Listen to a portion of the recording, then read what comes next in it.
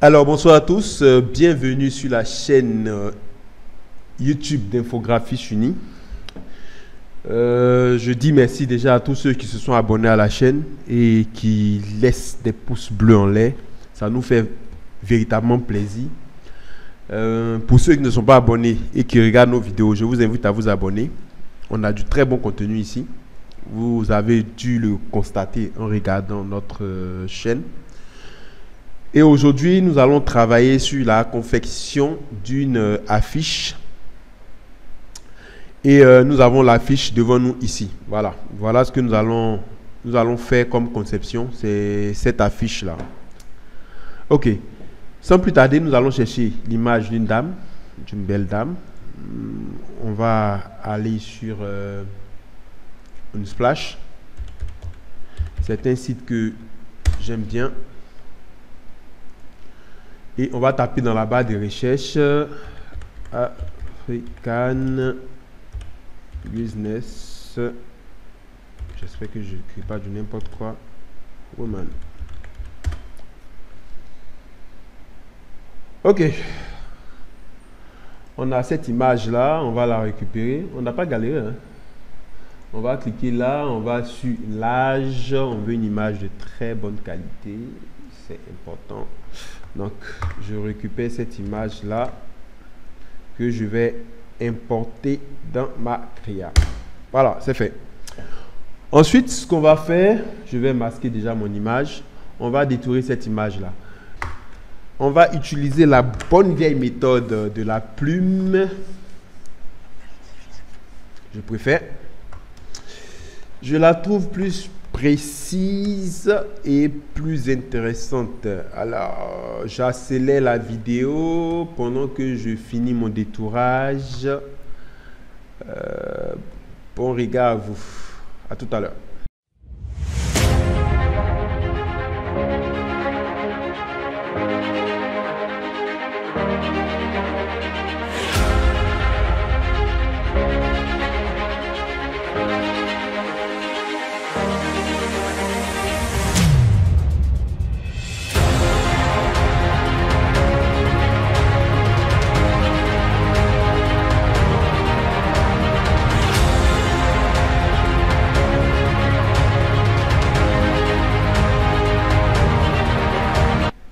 Alors, je tiens à signaler que vous n'êtes pas obligé d'utiliser ma technique de détourage avec la plume. Vous pouvez utiliser d'autres techniques. L'essentiel, c'est de réussir à détourer parfaitement notre image. Voilà, c'est le but, c'est l'essentiel. On ne va pas forcément aller avec la plume. Si vous êtes à l'aise avec un autre outil, tant mieux. Moi, je préfère avec ma plume. Je fais CTRL-J pour dupliquer mon image. Voilà. Ensuite, Y pour prendre l'outil baguette magique. Je vais... non, baguette magique. Voilà. On va essayer de détourer avec la baguette magique. Là, la tolérance est trop forte. Je diminue la tolérance ici. Je clique. Je tiens à signaler que je travaille avec... on va prendre les pixels contigus. Essayez de retirer tout ce qui est là. Voilà. Je pense qu'on est bon. Pour ceux qui veulent savoir comment détourer une image avec l'outil plume, je vous montre une vidéo que j'ai faite sur cet outil. Vous pouvez la voir sur la note qui apparaît au-dessus. Voilà, c'est fait. Ensuite, ce que je vais faire, je reviens sur mon image d'inspiration. On va faire simple. On va mettre l'image d'inspiration au-dessus et on va mettre notre créa dans un dossier comme ça. Voilà. C'est nettement mieux là. Et lorsqu'on aura envie de faire apparaître notre image, on va masquer simplement le dossier de création. C'est plus simple. Ok. Alors, je vais agrandir la demoiselle ici. CTRL-T. J'ai agrandi. Pour ceux qui utilisent les vieilles versions, si vous étirez que l'image se déforme, maintenez la touche Shift et Alt ou la touche Shift simplement. On va agrandir. Voilà. J'ai agrandi pareillement. Je peux faire plus grand, ça dépend. Voilà. Pour les nouvelles versions, on n'avait pas besoin de maintenir la touche Maj. Vous pouvez tout simplement agrandir. Et ensuite, on va faire l'effet de flou en bas ici. Pour faire cet effet-là, ce que je fais, c'est que je vais mettre un masque. Voilà. Et ensuite, ce qu'on va faire, c'est que on va prendre notre outil dégradé qui est là. Et on va, voilà, on va dégrader en sélectionnant bien sûr le masque. On va dégrader un peu le bas de l'image pour avoir le résultat qui se rapproche un peu de celui-là. Voilà, je masque. Maintenant, je vais créer dans un premier temps cette forme-là. On ne va pas s'en m'aider. On va prendre l'outil plume encore. On va dessiner directement sur notre image.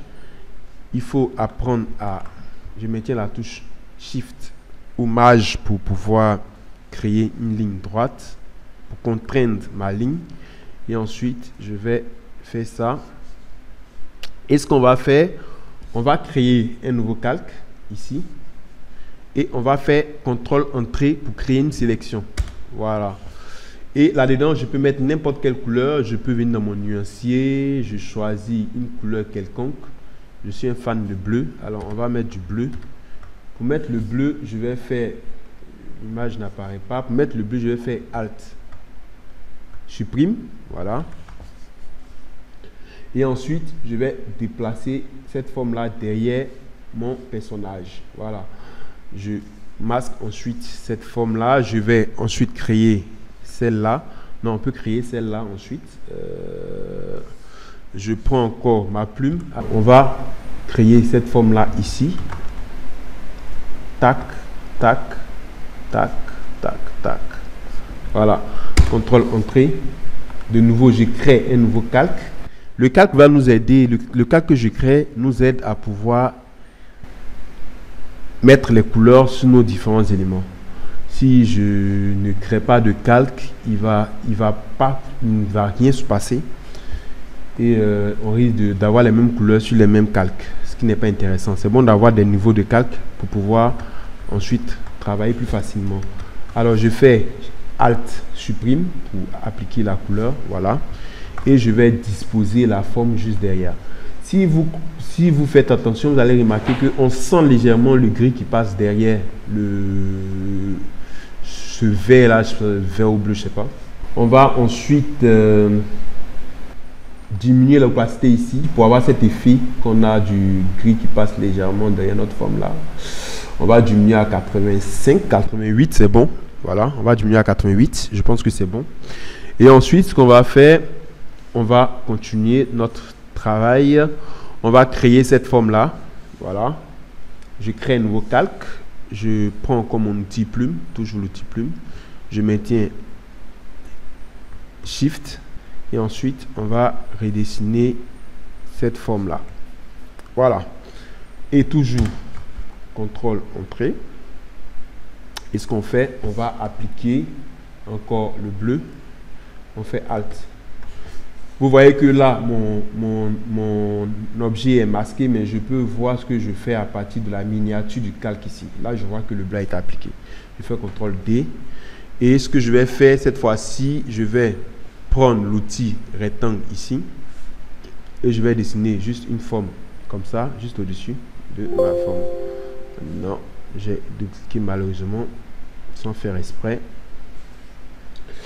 Vous allez remarquer que la forme a été créée à ce niveau-là, rectangle 2. Donc, si je ramène mon objet, vous avez ça ici. Et ce qu'on va faire, on va faire remonter tout ça. Je sélectionne tout ça et je vais remonter au-dessus de ma dame. C'est bon? OK. Alors, le constat qu'on fait, c'est que là, on a notre objet qui est au-dessus de la dame qui est vraiment en opacité. Et celui-là n'est pas en opacité. C'est ce qui a fait que j'ai créé deux formes. Donc ce que je vais faire, je vais mettre cette forme là en opacité, vraiment opacité vraiment réduite. Ou ce qu'on peut faire, on peut changer ici, on peut mettre en produit, mais je trouve pas ça intéressant. On va mettre ça en opacité. Voilà, on réduit l'opacité. Et là, tadam. Ok, là j'ai un contour noir sur ma forme. J'ai 3 rectangles du coup. J'en veux qu'un seul. Je n'ai pas besoin de 3. Et on a un contour noir. Alors ce que je fais, je vais dans les propriétés. On va descendre tout ça. Je sélectionne ma forme, mon rectangle. Vous allez voir que là, dans les propriétés, on a l'aspect. Dans l'aspect, on va cliquer là et on va supprimer les contours. Et automatiquement, vous allez remarquer qu'on a notre forme qui se fond dans la couleur. Comme sur notre...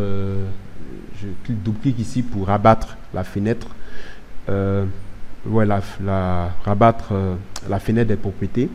Et quand je clique là, vous allez voir que tout de suite, on a notre forme qui se fond comme sur notre image dans le bleu de notre objet. Voilà. On peut aussi, pour améliorer cela, on peut ajouter un masque comme on l'a fait tout à l'heure. Et ensuite, on va appliquer légèrement un dégradé, là, comme ça. Voilà. Voilà. Pour qu'on sente ce bleu-là qui se fond dans notre bleu. Ensuite, ce que nous allons faire, c'est que lorsqu'on masque, on va voir ces différents éléments-là qui apparaissent. Je peux légèrement augmenter mon opacité ici. Alors, je ne vois pas trop l'utilité de mon masque. Ce que je vais faire Shift pour le masquer. Voilà. Là, c'est bon. Ensuite, je reviens sur mon image d'inspiration. Là, on s'approche un peu plus de notre créa. OK. Alors là, ce que je vais faire, je vais créer ces dates-là. Je vais écrire ces dates-là. Je vais prendre l'outil test. Désolé, je saisis le 12 février. Voilà, comme ça. Et ensuite, CTRL T, je vais agrandir ça. J'agrandis tout ça. Je mets ici. Et ce qu'ils ont fait, ils ont mis le février en bas. On va faire pareil. Voilà, février du 12 au 13. L'anglais, c'est un peu plus classe. Hein. C'est un peu plus classe, on va l'avouer, par rapport au français. Voilà, du 12 au 13 février. Je mets février en majuscule, comme ça. Ouais, février en majuscule comme ça. Et ensuite, j'ai mis 2 points. 2022. Et ils étaient en 2019. Et je fais CTRL T pour afficher la fenêtre. Pour afficher la fenêtre des options de caractères. Et ensuite, je vais jouer sur la taille des caractères. Je ne peux pas. Pourquoi? Parce que j'ai diminué la taille du haut ici. Donc, on va faire simple, on va faire CTRL T et on va réduire ici, tout simplement. Et je valide. Voilà. Ok, là, je pense qu'on est bon. Par contre, j'aime pas la typo. On va essayer de voir si on peut trouver une autre typo. Bebas, ouais, Bebas, c'est pas mal. CTRL T, je vais agrandir tout ça. Voilà, c'est bon. Je diminue ça, voilà. Donc, on peut diminuer l'approche. Ensuite, je reviens sur mon inspiration. Pas mal. On commence à avoir quelque chose d'intéressant. OK. Donc, pour la suite, on va utiliser cet objet-là, le rectangle. On va dessiner ça ici. Donc, je crée le bloc de test et je vais chercher une typo. On a commencé avec Bebas. On a le droit à 3 typos. Moi, je dirais 2, c'est bon. Je vais prendre Arial. On ne va pas s'en m'aider. Et on va aller à 10 points. Tout simplement. Là, je peux prolonger un peu. J'ai encore du test. 10 points, c'est beaucoup. Ah ouais, on garde 10 points. Je rapproche ça ici, comme ça. Et ensuite, je vais diminuer l'espace qu'il y a entre les différents tests là, comme ça. Voilà. Ok. Je pense qu'on est pas mal. On peut faire CTRL T puis diminuer un peu la taille des caractères. Voilà. Là, vous allez mettre votre QR code. On imagine que ça, c'est votre QR code. Je ne vais pas m'emmerder cette fois-ci, je vais carrément désactiver le contour ici. J'imagine que ça, c'est votre QR code. Voilà. Vous avez des sites qui vont vous permettre de générer des QR codes. Vous pouvez mettre des informations à l'intérieur de votre QR code. Et après ça, on va mettre notre adresse, comme ça, toujours avec du faux test. C'est juste pour vous expliquer un peu comment faire votre créa, tout simplement. Et ici aussi, on va mettre encore du faux test. Voilà. Et sur ce, on va choisir encore Bebas. On peut encore sur Bebas. Bebas News Regular. Voilà. Que je vais agrandir légèrement. Voilà. On a une ligne supplémentaire. Je vais mettre l'ORM. Le LOREM, c'est du faux test. Donc, ne vous focalisez pas vraiment là-dessus. Vous allez remarquer que notre... je duplique ici pour masquer. Vous allez remarquer que je duplique ici aussi pour masquer. Là, j'ai un peu plus d'espace pour mes calques. Alors, vous allez remarquer que notre affiche est en train de prendre forme. On va créer un arrière-plan pour notre affiche. Je crée un nouveau calque que je mets tout en bas. Ensuite, j'appuie D pour réinitialiser. D pour réinitialiser mes couleurs ici. Et je fais Alt, supprime, non, Shift, supprime pour avoir ce fond-là. Voilà. Ok. Alors, comme je l'ai dit, vous allez voir que notre affiche est en train de prendre vie au fur et à mesure. Là, je pense qu'on est bon. C'est pas mal. C'est vraiment pas mal. Seulement que ici, si vous remarquez, ici, j'ai un peu plus d'espace par rapport à mon affiche. Donc, je vais sélectionner ces deux-là et ensuite, je fais CTRL-T, je vais agrandir un peu. Un élément qui est très important, c'est le test à ce niveau-là. Voilà, le work conf. On va dire, nous on va dire journée. Ensuite, je fais CTRL-T. Je ne vois pas ce que j'écris parce que j'ai masqué, c'est normal. Voilà. On va dire jour.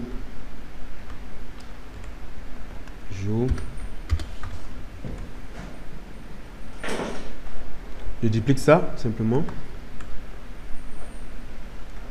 Jour femme.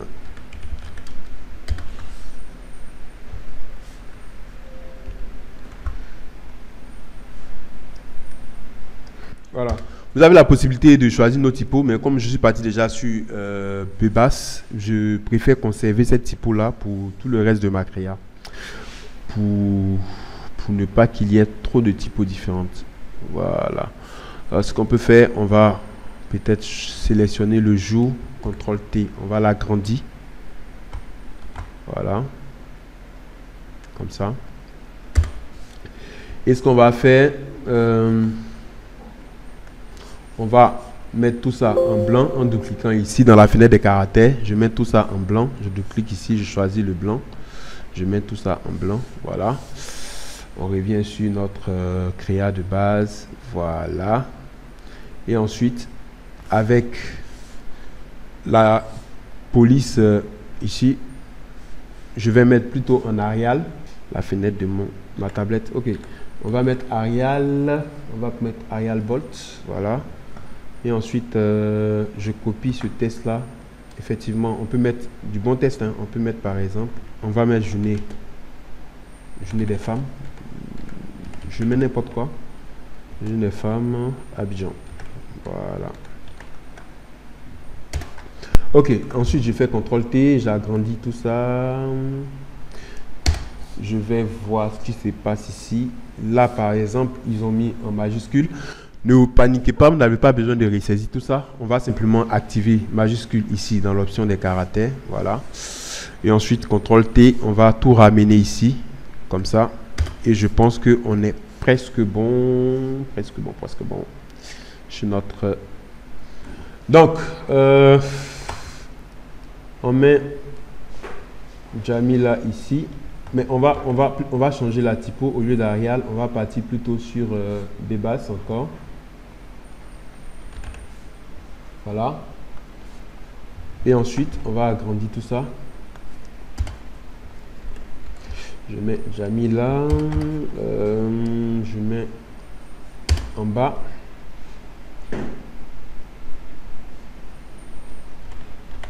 Jamila Belle.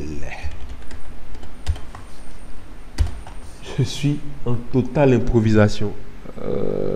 Ok. Là, c'est bon. Je sélectionne tout ça. Je vais encore essayer d'agencer un peu avec les options de caractère. Ça donne ça. Ok. On avance. Je vais masquer tout ça pour voir ce que j'ai ici.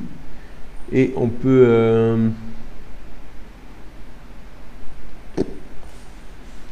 on peut ensuite prendre ce test-là. On va dupliquer, qu'on va mettre ici. Invitation. Je mets n'importe quoi. Invitation, invitation, invitation, invitation VIP. Pourquoi pas.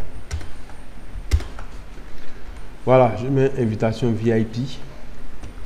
Vous allez constater qu'on a la nette impression que notre affiche flotte dans l'espace, c'est normal. On va agrandir tout ça pour occuper l'espace de notre affiche.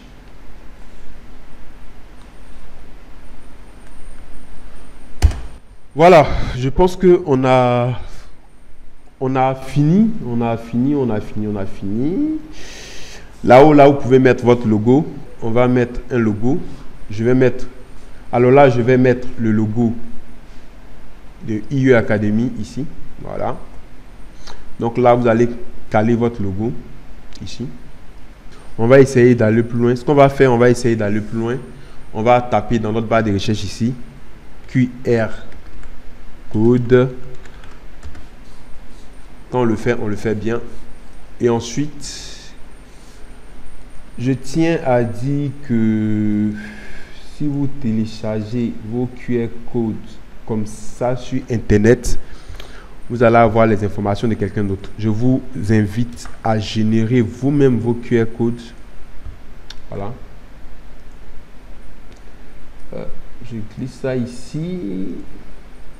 Ensuite, je fais CTRL V. Je copie l'image. Ensuite, je fais CTRL V. Voilà.